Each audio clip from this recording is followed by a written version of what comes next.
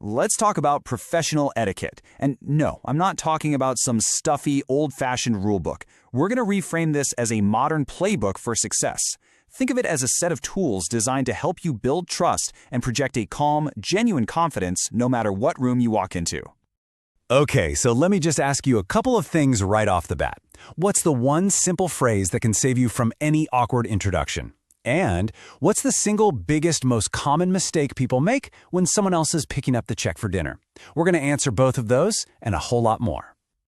All right, so here's our game plan. We're going to start with the core philosophy, what I like to call the low heart rate approach. Then we'll dive into first impressions, how to master a conversation, the business meal playbook, digital etiquette, and we'll wrap it all up with the powerful abundance mindset. So, let's start with the why. Why does any of this stuff actually matter? Look, it's not about being perfect. It's about operating from a place of calm competence.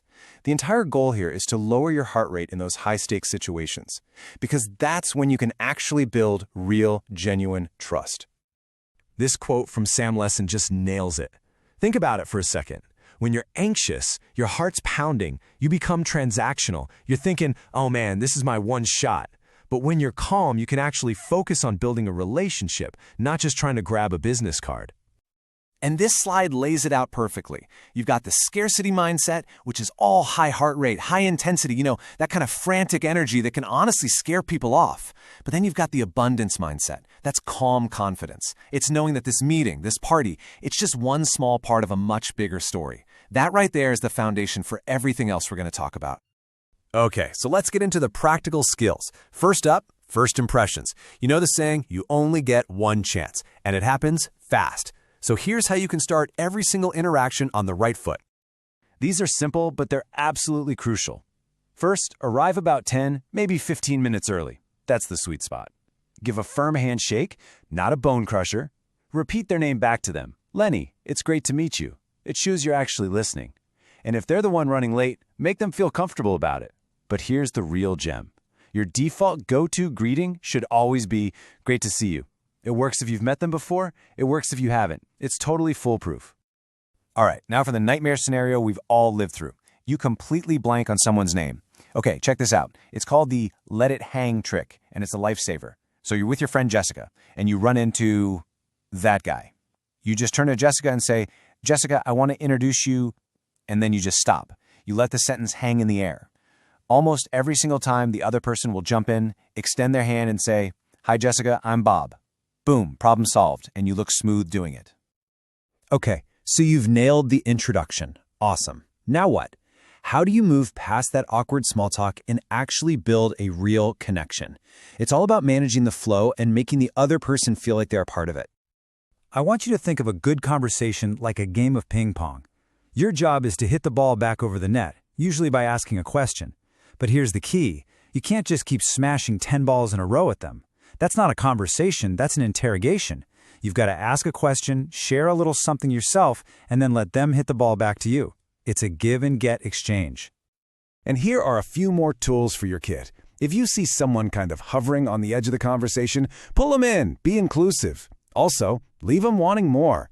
Don't tell your entire life story in the first 5 minutes. A little self-deprecating humor goes a long way. Always make fun of yourself, never other people. And finally, learning how to gracefully excuse yourself when a conversation is done is a skill in itself. Okay, let's move on to one of the trickiest environments out there, the business meal. This is a place where small, tiny mistakes can send really big unintended signals. But don't worry, a few simple rules can help you navigate it like an absolute pro. All right, these are pretty much non-negotiable. First, let the host or the most senior person at the table order first. They set the tone. And second, and this is a big one, never ever order the most expensive item on the menu. It just sends a bad signal. Simple stuff. Napkin goes in your lap as soon as you sit down, and when you rest your knife on your plate, the blade always faces in, towards you. Have you ever sat down at a formal dinner with plates and glasses everywhere and had that moment of panic wondering, which bread plate is mine? Okay, here's a super easy trick. Just look at your hands. Your left hand can make a little B. Your right hand can make a little D. B for bread, D for drinks. Your bread plate is on the left, your drinks are on the right. Simple as that.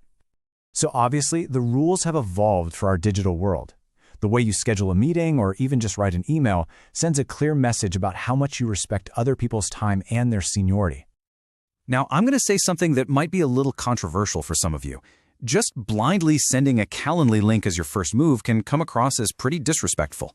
You're basically saying, here's all my availability, you do the work to figure it out. It immediately puts the burden on the other person. So the more respectful way is to accommodate.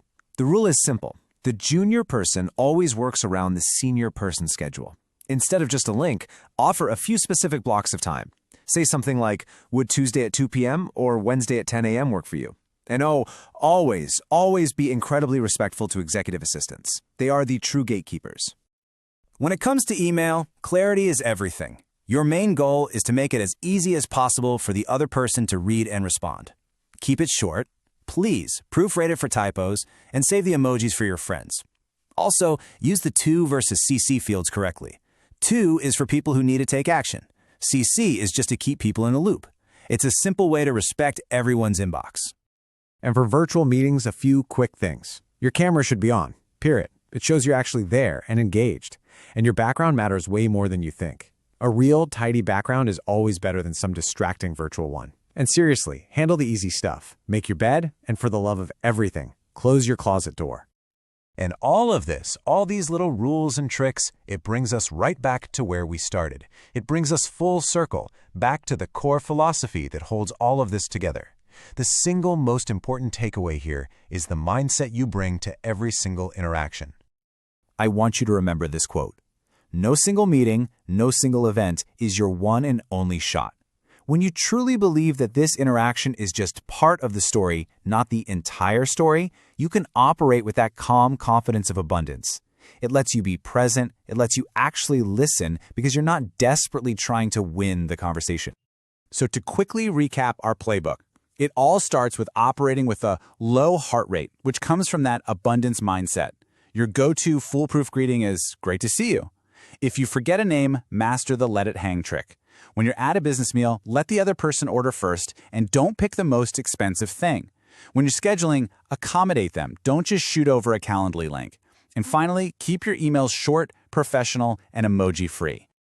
And that brings us to the end. So I'll leave you with a question to think about. Which of these rules are you already nailing? And more importantly, which single tip that you heard today could you put into practice tomorrow to make the biggest difference in your professional life?